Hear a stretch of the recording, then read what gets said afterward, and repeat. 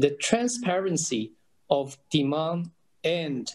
the supply, and to bring that into a data platform so that you will significantly increase the efficiency and also reduce the waste along the chain.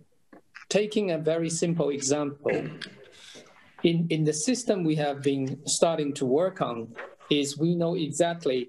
how much of, the feeds we have to grow in the very beginning and how much we have to produce at the farm side, as well as in the feeding system and then in the manufacturing system. So when you have all these data available, and we are talking about also a large scale, today we are produce roughly around 9 million tons of product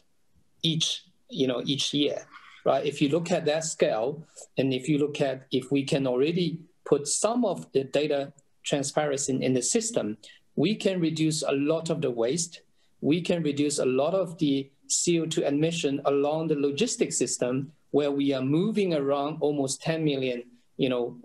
ton of foods, right? So these are all the things we have, been doing in a large scale to shorten the distance between demand and supply by implementing the data system and the transparency along the entire chain.